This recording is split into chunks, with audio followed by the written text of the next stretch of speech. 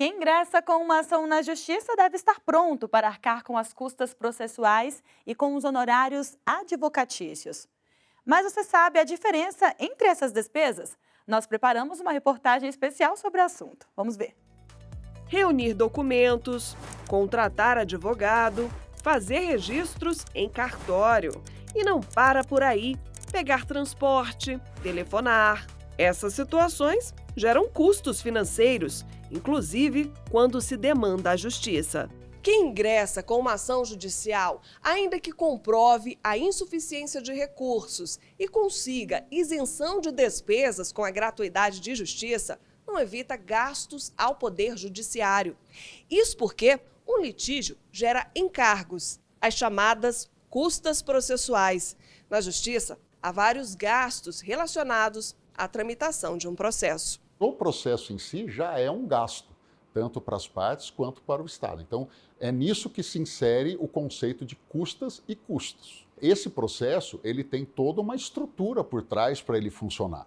Não são só os advogados que as partes têm, contratam, que vão atuar no processo. Então você tem desde um servidor público que vai ter que mexer num sistema, que vai ter que gerar uma certidão, que vai ter que dar andamento ao processo. Você tem o juiz que vai ter que julgar. É a sua atividade, ele para ao seu dia a dia para dar atenção a um processo. Você tem uma audiência, você tem toda uma estrutura de tecnologia, de informática, você tem gastos com luz, água, estrutura predial. Tudo isso são gastos que o Estado tem, o Poder Judiciário tem. Então, a importância das custas, e nós podemos dizer dos custos em geral, é ter consciência de que estar num processo, ou mover um processo, ou entrar com um processo, gera despesa. O processo em si já é uma despesa para todo mundo. As custas processuais no âmbito trabalhista têm características próprias.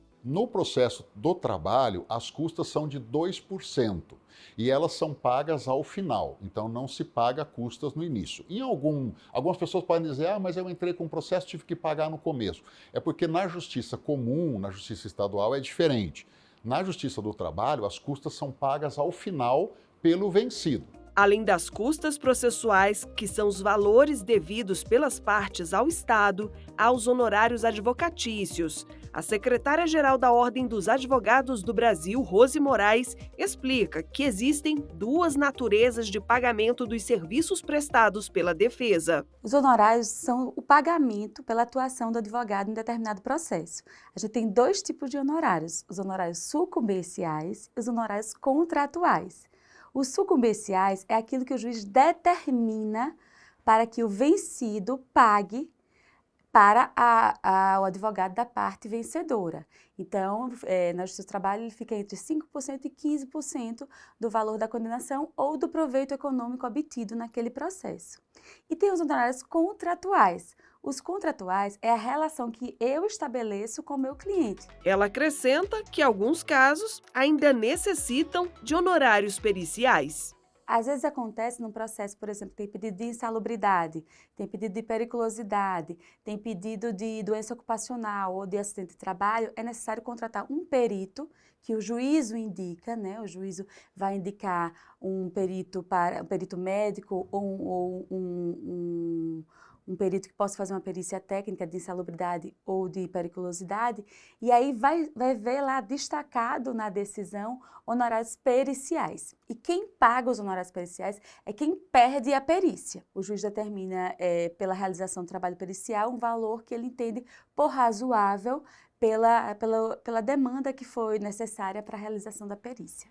Devido ao impacto financeiro que processos podem gerar, a Justiça do Trabalho incentiva a conciliação trabalhista.